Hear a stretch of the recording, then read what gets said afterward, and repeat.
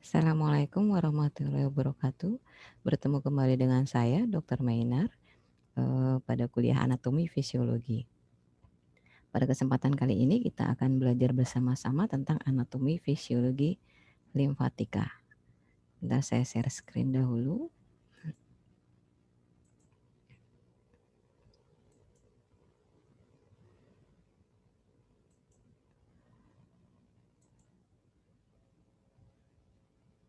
Anatomi fisiologi sistem limfatika. Sistem limfatika adalah suatu sistem sirkulasi sekunder yang berfungsi mengalirkan limfa atau cairan getah bening di dalam tubuh yang berasal dari cairan dan protein yang hilang. Disebut sistem sirkulasi sekunder. Sistem sirkulasi primernya apa? Sistem sirkulasi primernya adalah sistem sirkulasi di dalam pembuluh darah. Maka sistem limfatika ini adalah sistem sirkulasi sekunder atau sistem sirkulasi kedua setelah pembuluh darah. Limfa atau cairan limfa adalah cairan yang keluar dari sistem kardiovaskuler ke dalam jaringan sekitarnya yang kemudian dikumpulkan oleh sistem limfa melalui proses difusi ke dalam kelenjar limfa dan dikembalikan ke dalam sistem sirkulasi. Apa fungsi sistem limfatik? Yang pertama adalah mengembalikan cairan dan protein dari jaringan kembali ke dalam sirkulasi darah. Yang kedua sebagai transport lemak, yang ketiga sebagai pertahanan tubuh atau ikut dalam sistem imun tubuh. Transport lemak yaitu sistem limfatik akan membawa lemak yang sudah dibuat emulsi dari usus ke sirkulasi darah. Saluran limfa yang melaksanakan fungsi ini yang membawa lemak yang sudah dibuat dari emulsi dari usus yang membawa saluran limfa ini adalah saluran lakteal di mukosa usus halus. Kemudian fungsi pada pertahanan tubuh, apabila ada infeksi, kelenjar limfa menghasilkan zat imun atau antibodi untuk melindungi tubuh terhadap mikroorganisme. Yang kedua, sistem limfatika mengangkut limfosit dari kelenjar limfa ke sirkulasi darah. Yang ketiga, kelenjar limfa menyaring dan menghancurkan mikroorganisme untuk menghindarkan penyebaran organisme itu ke dalam jaringan dan bagian tubuh lain. Jadi sistem limfatika itu menghancurkan benda asing yang akan memasuki tubuh biar tidak menyebar ke seluruh tubuh. Jadi ini sistem limfatik sebagai bagian dari sistem sirkulasi. Fungsi utama mengembalikan cairan plasma yang merembes dari kapiler kembali ke dalam sistem sirkulasi.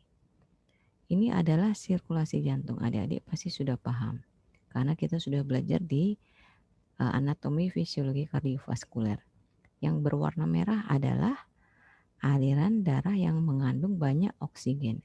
Yang berwarna biru adalah aliran darah balik ke jantung di mana darah ini banyak mengandung karbon dioksida atau banyak mengandung darah kotor. Di mana fungsi sistem limfatik di sini? Jadi, ketika darah bersih itu sudah dipakai untuk metabolisme tubuh, maka dari arteri kemudian arteriola, darah ini akan masuk ke kapiler. Nah, kapiler itu lapisan dindingnya adalah satu lapis endotel. Nah, dinding kapiler ini mempunyai pori-pori. Nah, dari pori-pori ini, maka cairan plasma, sebagian kecil cairan plasma akan merembes keluar. Merembes keluar yang akan dibawa oleh sirkulasi limfatik. Ini adalah sirkulasi limfatik. Ini adalah sirkulasi limfatik yang akan dibawa kembali plasma yang bocor atau merembes ini dibawa lagi kembali ke jantung untuk diolah lagi menjadi darah bersih dialirkan ke seluruh tubuh. Ya, ini kemudian ini adalah limfonodi yang tersebar di seluruh tubuh. Fisiologi sistem limfatika. Darah meninggalkan jantung melalui arteri dan akan dikembalikan melalui vena. Ya, arteri, jangan lupa arteri adalah pembuluh darah yang banyak mengandung darah bersih. Vena adalah pembuluh darah yang banyak mengandung darah kotor. Sebagian cairan atau sebagian plasma darah merembes dari kapiler pembuluh darah mengisi ruang antar sel yang disebut cairan interstisial.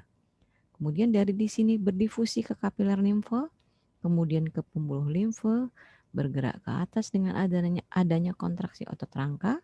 Cairan limfe masuk ke nodus limfe yang akan menyaring cairan limfe dari benda asing dan menghancurkan bakteri. Dikembalikan masuk ke pembuluh darah vena cava melalui saliran limfe. Cairan getah bening mengalir hanya satu arah, yaitu ke arah leher. Ini adalah penjelasan dari cairan interstisial. Ini ada pembuluh darah. Cairan di sini dinamakan cairan intravaskuler. Ini adalah sel dan ini adalah sel. Cairan di dalam sel ini dinamakan cairan intraseluler. Nah, di manakah cairan interstisial? Cairan interstisial terletak di sini. Di antara pembuluh darah dan sel-sel jaringan. Jadi di sini adalah cairan interstisial. Jadi plasma darah ini akan merembes keluar memasuki cairan interstisial. Tidak semua, tapi sebagian kecil akan masuk ke sini. Ya, ini adalah pembuluh darah. Ini adalah ruang interstisial. Ini. Nah, dengan tekanan hidrostatika, maka cairan dari dalam intravaskuler atau dari dalam pembuluh darah akan merembes keluar. Nah, dengan tekanan osmotik, cairan yang di luar pembuluh darah akan bisa memasuki ke dalam intravaskuler atau kapiler. Ini ya, ini dari sini adalah arteri, ini adalah kapiler, kemudian di sini adalah berubah menjadi vena. Ini adalah cairan di dalam tubuh manusia, ini adalah pembuluh darah atau vaskuler. Jadi plasma di sini, cairan plasma di sini adalah cairan intravaskuler. Ini adalah sel, ini adalah sel. Cairan yang di dalam ini adalah intrasel cairan. Kemudian di sini yang interstisial cairan ada di sini atau extracell fluid. Ini adalah gambar dari venula. Ini adalah gambar dari arteriola. Ini adalah gambar dari kapiler. Ini adalah gambar dari pembuluh darah limfe. Ujungnya buntu, tetapi dia mempunyai pori-pori sehingga cairan yang merembes keluar dari kapiler akan ditangkap oleh pembuluh limfe, kemudian masuk ke pembuluh limfe melalui saluran limfe, kemudian kembali ke jantung. Jadi dari darah kapiler keluar merembes ke ruang interstisial menjadi cairan interstisial, kemudian masuk melalui kapiler limfe, masuk ke pembuluh limfe, masuk ke saluran limfe, akhirnya masuk ke vena, kemudian kembali ke jantung. Ini adalah aliran limfe. Ini adalah saluran limfe dan ini adalah nodus limfatika. Ini yang besar ada kelenjar nodus besar, limfonodi besar.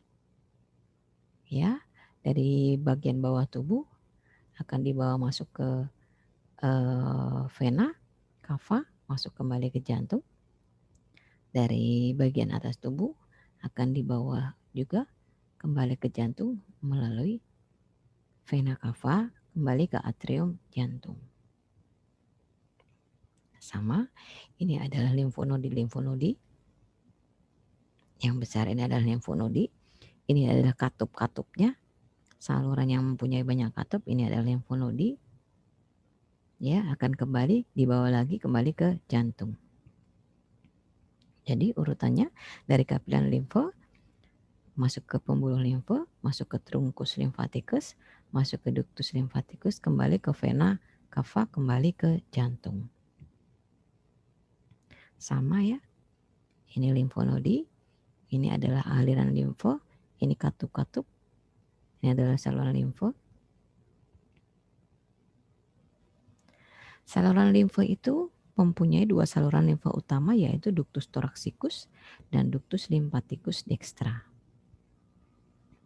Ductus thoraxicus mengumpulkan cairan limfa dari tubuh bagian tungkai bawah kanan kiri, dari abdomen kanan kiri, dari dada kiri, lengan kiri, kepala kiri, kemudian masuk ke sirkulasi darah lewat vena subclavia sinistra. Ductus lymphaticus dextra adalah saluran yang jauh lebih kecil dan mengumpulkan limfa dari kepala kanan, leher kanan, lengan kanan, dan dada sebelah kanan dan menuangkan isinya ke dalam vena subclavia dextra. Ductus lymphaticus dextra dan ductus thoraxicus akan bermuara ke vena jugularis interna dan vena subclavia, lalu menuju vena cava dan masuk ke peredaran darah jantung ke atrium dextra atau atrium kanan. Ini adalah bagian kanan, ini adalah aliran limfa bagian kiri yang akan masuk melalui ductus thoraxicus sinistra dan ductus lymphaticus dextra. Sebelah kanan ya, jadi lengan kanan, dada bagian kanan, kepala bagian kanan akan masuk ke satu ductus lymphaticus dextra, bagian kiri akan masuk ke ductus thoraxicus sinistra. Sama saja, regional pembagiannya adalah seperti ini, sesuai seperti gambar.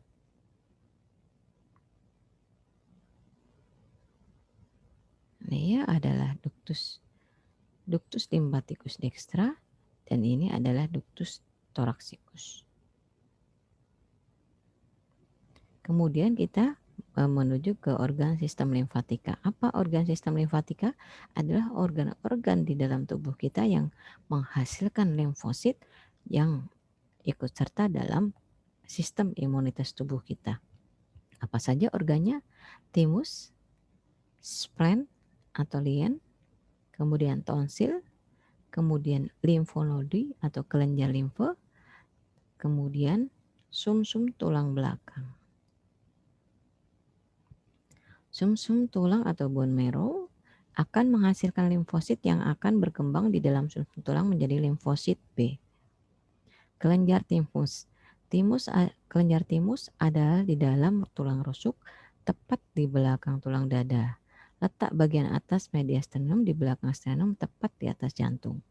Berat 10-15 gram pada saat lahir dan akan atrofi pada saat pubertas.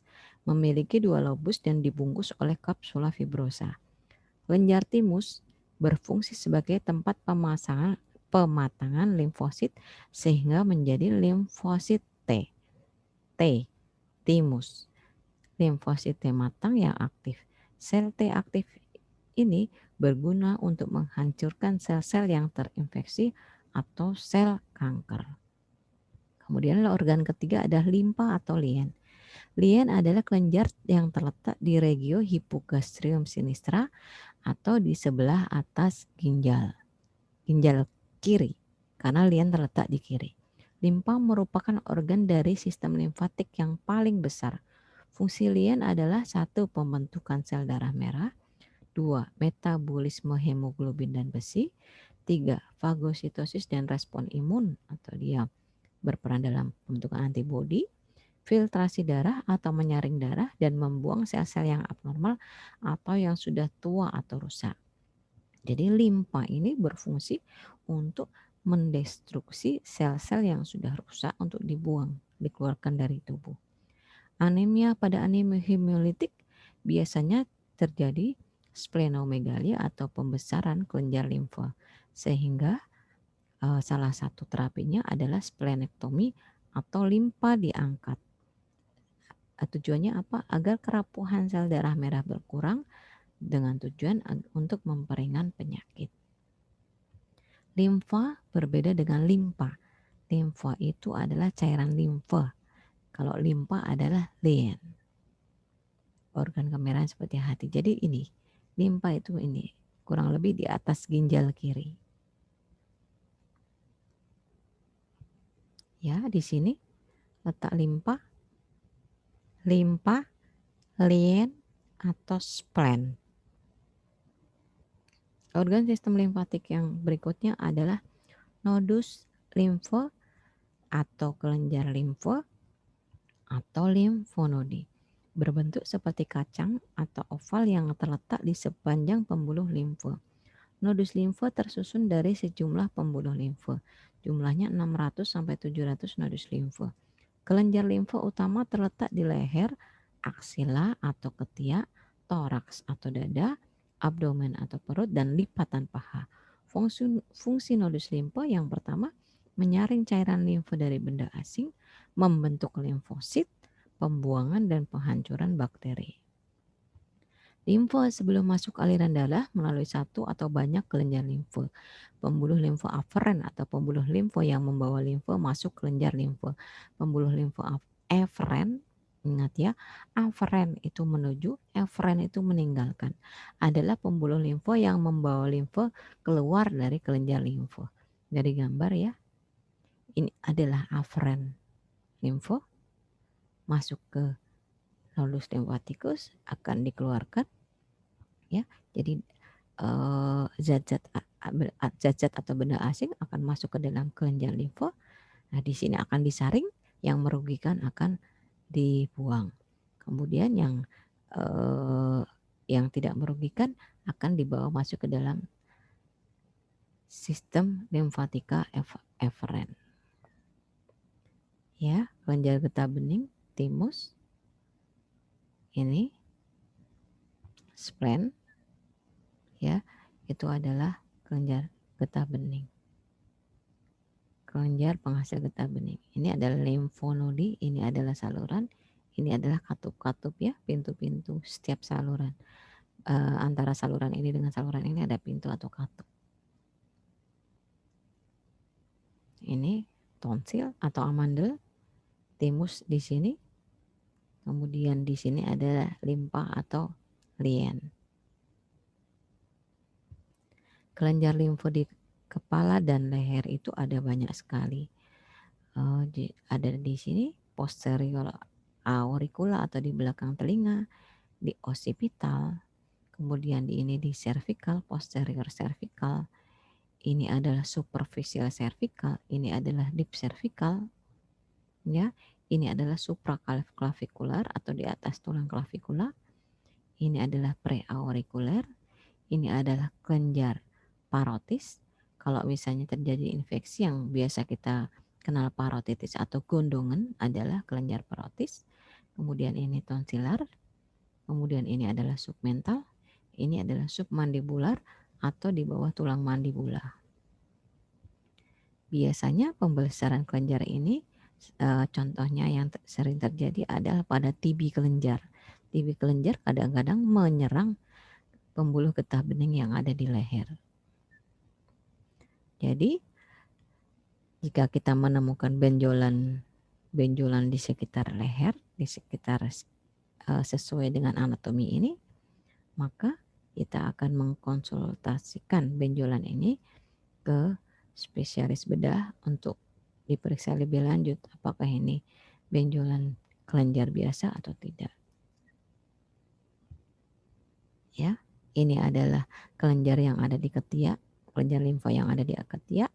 Ini adalah kelenjar limfe atau limfonodi yang ada di leher. Ini adalah yang dilipat paha. Jika pada perempuan maka sistem limfatikanya akan seperti ini. Di samping uterus atau rahim ada banyak sekali kelenjar limfatika. Seperti ini. Jadi jika ada peradangan di sini, maka biasanya kelenjar limfe di sini juga akan mengalami peradangan juga. Ini adalah kelenjar limfe di ketiak.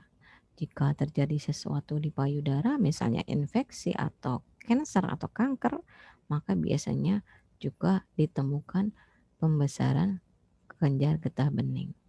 Nah, jika ada kanker, sel-sel kanker di sini, maka dia juga bisa menjalar melalui sel-sel kankernya bisa menjalar melalui saluran pembuluh limfa. Ini. Jika terjadi infeksi, pembuluh dan kelenjar limfa dapat meradang. Kelenjar limfa menjadi bengkak, merah, dan sakit. Proses ini biasa disebut, kalau kita sebut ngelanjar, atau bahasa medisnya adalah limfadenitis. Jadi limfadenitis coli berarti limfadenitis ada di leher, limfadenitis aksila kiri atau aksila dekstra itu adalah limfadenitis atau peradangan kelenjar getah bening di ketiak. Limfadenitis menunjukkan adanya infeksi pada pembuluh limfa jaringan di atasnya. Kemudian organ limfoid selanjutnya adalah tonsil atau amandel. Sebenarnya tonsil ada beberapa jenis juga. Tonsil merupakan kelenjar limfa yang terdapat di cavum oris dan faring.